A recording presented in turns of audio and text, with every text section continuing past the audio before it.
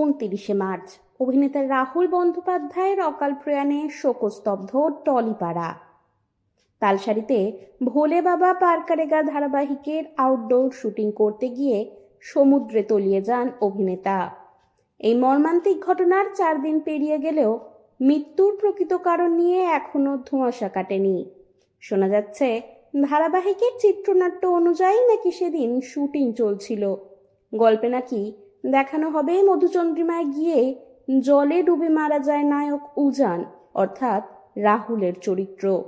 সেই পরিকল্পনা মেনেই গভীর জলে শুটিং করছিলেন রাহুল ও তার সহ অভিনেত্রী। অভিযোগ, শুটিংয়ের সময় নিরাপত্তার তেমন কোনো ব্যবস্থা ছিল না, এমনকি থানার অনুমতিও নাকি নেওয়া হয়নি। ধারাবাহিকের প্রযোজনা সংস্থা ম্যাজিক মোমেন্টসের অন্দর থেকেই এই খবর ছড়িয়ে পড়ে। রাহুলের মৃত্যুর পর চিত্রনাট্যকার লীনা গঙ্গোপাধ্যায় এর আগে স্পষ্টভাবে জানিয়েছেন তার লেখায় গভীর জলে নেমে শুটিং করার কোনো দৃশ্য ছিল না। অন্যদিকে ধারাবাহিকের পরিচালক শুভাশিস মণ্ডল জানিয়েছেন রাহুল নিজেই নাকি জলে নেমে কিছু দৃশ্য শুট করার আগ্রহ প্রকাশ করেছিলেন।